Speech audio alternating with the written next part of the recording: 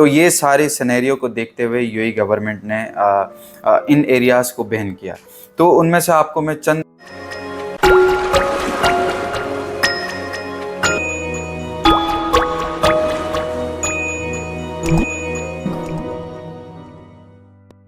बिस्मिल्लाहिर्रहमानिर्रहीम, अस्सलाम वालेकुम। कैसे होंगे आप सब? उम्मीद करता हूँ खैरियत से होंगे। आज का जो स्पेशली हम टॉपिक जो डिस्कस करने वाले हैं about the ban cities of UAE.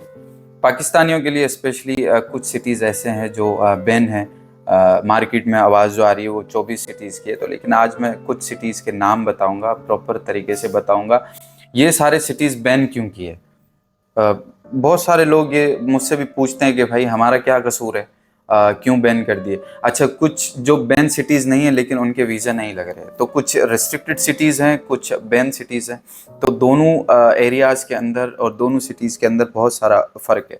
Pakistan ने जो पासपोर्ट जब इशू किए, अभी हाल ही में ये सारी चीज़ें शुरू हुई 1-2 साल के अंदर। इससे पहले पाकिस्तान में इस तरह का कोई ऐसा कॉन्सेप्ट नहीं था और यूएई में भी कॉन्सेप्ट नहीं था। नॉर्मली सारे वीज़ाज़ नॉर्मली अप्रूवल आती थी, नॉर्मली काम होता था। लेकिन अब कुछ सिटीज़ ऐसे हैं जिनको बैन कर दिया।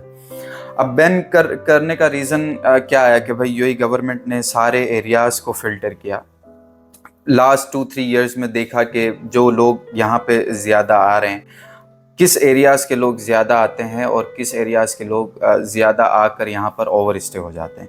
अब ओवर स्टे की रेशो निकाला तो लाइक फॉर एग्ज़ाम्पल एक चार्ट उन्होंने एक तैयार किया, और चार्ट ये मैं एक अपनी एज्यूमिंग बता रहा हूँ क्यों इस वजह से ये 99% यही है रीज़न के ओवर स्टे रेशो। अब जाहिर सी बात है, आप किसी भी कंट्री में जाते हैं और वहाँ पर जाके आप ओवर स्टे हो जाते हैं तो उस कंट्री के लिए आप एक किस्म के बोझ बन जाते हैं।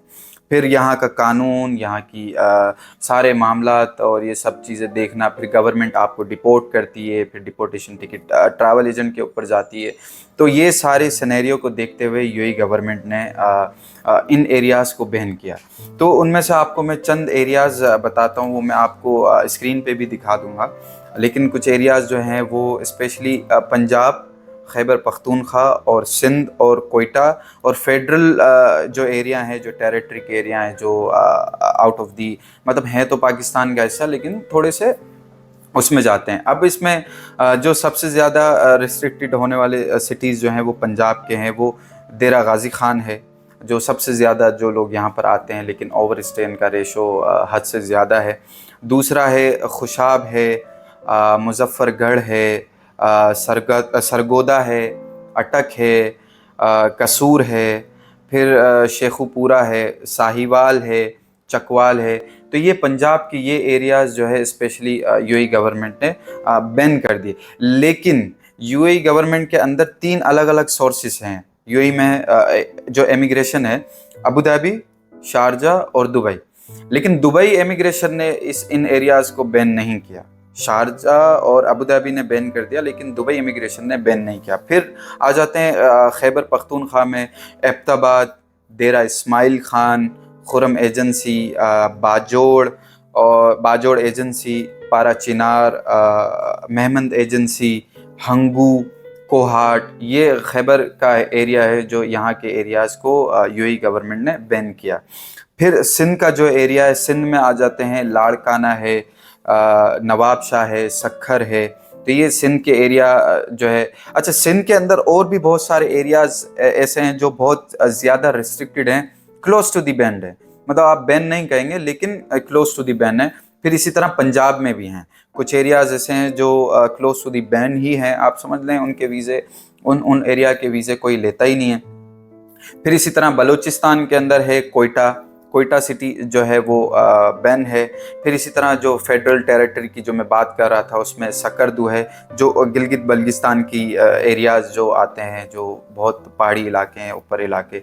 फिर हुंजा है, कोटली है और कश्मीर है, जो आज़ाद कश्मीर का एरिया है, आज़ाद जम्मू एंड कश्मीर का एरिया बैन है। वीज़ाज़ निकलते हैं, इनके वीज़ाज़ मिलते हैं लेकिन बहुत ज़्यादा हाई सिक्योरिटी लेवल पे इनको जो है लिया जाता है। तो ये तो हो गई जो है बैन सिटीज़। अब आ जाते हैं रिस्ट्रिक्टेड सिटी। रिस्ट्रिक्टेड सिटीज़ का जो मेन मकसद है, आपको समझ आ गई होगी कि मैंने बैन सिटीज़ का जो बताया ये बंद क्यों है। तो इनका फ़िल्टर निकालने के बाद जो एरियाज़ का ओवर स्टे रेशो ज़्यादा है या फिर उनके यहाँ पर कानूनी मामला बहुत ख़राब रहे, तो जिसकी वजह से यूएई गवर्नमेंट ने इनके ऊपर बैन लगा दिया। अब रिस्ट्रिक्टेड सिटीज़ में क्या है कि भाई जिनके पासपोर्ट के ऊपर सिग्नेचर नहीं है, मतलब जो सेकंड पेज पे साइन प्रॉपर नहीं है, या अंगूठा है, या उनके शनाख्ती कार्ड पे या सीएनआईसी के ऊपर अंगूठा है, तो ये एरियाज़ भी बहुत ज़्यादा रिस्ट्रिक्टेड हैं। वीज़ाज़ मिलते हैं लेकिन बहुत ज़्यादा सिक्योरिटी लेवल उनसे जो है 1000-2000 दरम सिक्योरिटी डिपॉजिट मांगा जाता है। इस तरह की चीज़ें फिर जाके उनको वीज़ा मिलता है, क्योंकि उनसे श्योरिटी किया जाता है कि भाई आप यहाँ पर आके ओवर स्टे नहीं होंगे या कानूनन कोई ऐसा जुर्म नहीं करेंगे या ऐसे मामलात नहीं करेंगे। रेस्ट्रिक्टेड एंड बैन सिटीज़, ये आपको समझ आ गई।